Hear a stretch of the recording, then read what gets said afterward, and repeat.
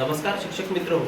आतापर्यंत आपण जवळपास 19 इंग्रजी अक्षरांची माहिती पाहिली आणि त्यांचे उच्चार कसे होतात अतिशय साध्या पद्धतीनं ते सुद्धा आपण पाहिलेलं आहे. मात्र आजपासून आपण एका गमतीदार पद्धतीला सुरुवात करणार आहोत आणि खरोखर ही पद्धत गमतीदार आहे. विद्यार्थ्यांनी जर समजून घेतली तर निश्चितच त्यांचं वाचन सोपं होणार आहे.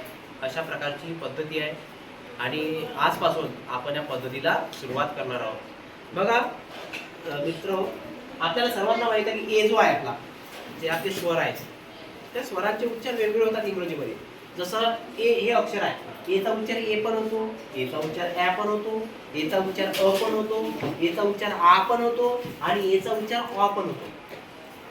पण विद्यार्थ्यांना जर आपण सांगितलं की एचा उच्चार ए कुठं होतो, ॲ कुठं होतो, आ कुठं होतो, अ कुठं होतो, हे जर आपण त्यांना सांगितलं तर निश्चितच विद्यार्थ्यांचं वाचन हे सोपं जाणार आहे. सुरुवातीला आज आपण एचा उच्चार ए हा कुठं येते ते आपण पाहणार आहोत. तशा प्रकारच्या शब्दांचा आज विद्यार्थ्यांना आपण सराव देणार आहोत. याची एक गंमत आहे बघा. आपण जर हे अक्षर पाहिलेत बघा, या प्रत्येक अक्षरामध्ये ए आहे आणि ई आहे, ए आहे आणि ई आहे, ए आहे ई आहे आणि मध्ये एक अक्षर आहे कुठलं तरी बघा, ए ई, ए ई मधात टी आहे, ए ई, ए ई, ए ई, ए ई, ए ई, ए ई, ए ई, ए ई, ए ई, ए ई, ए ई, ए ई. बघा फक्त मध्ये एकच अक्षर आहे त्यांच्या. आणि एक त्याची गंमत अशी आहे, ज्याप्रमाणे गणितामध्ये काही सूत्र असतात ना, तशा प्रकारचे सूत्र सुद्धा भाषेमध्ये असू शकतात. 100% नाहीये, कारण छोटी भाषा आहे ती आणि भाषेचं ते काय असते, सौंदर्य असते. परंतु तरी आपण ते शोधण्याचा प्रयत्न करणार आहोत.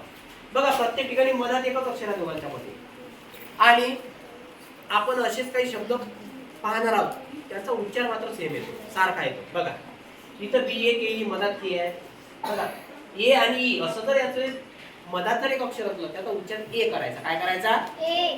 मग बघा बी त्याच्यानंतर ए आहे, मग बे आणि हा इथं के आहे म्हणजे क, बे क. काय झाला?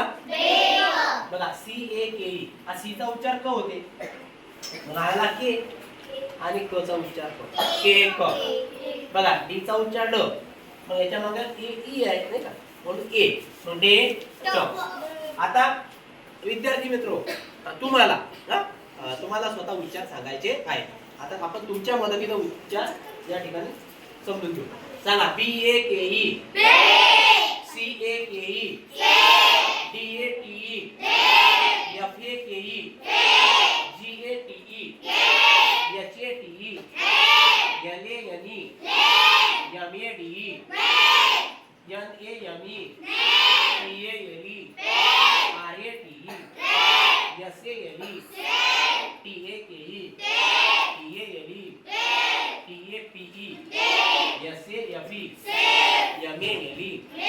आणि याच्यामधून आपल्याला एकच लक्षात आलं असेल की ए आणि ई या दोघांच्या मध्ये फक्त एकच अक्षर आहे. अशा प्रकारची कंडिशन ज्या शब्दामध्ये असेल त्या शब्दाचा उच्चार ए, त्या ए चा उच्चार ए असा होतो.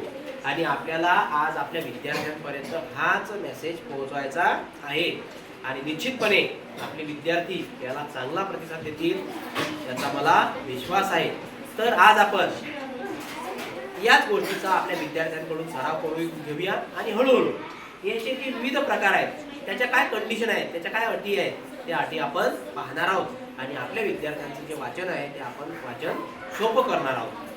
चला तर मग आज इथंच थांबूया. धन्यवाद.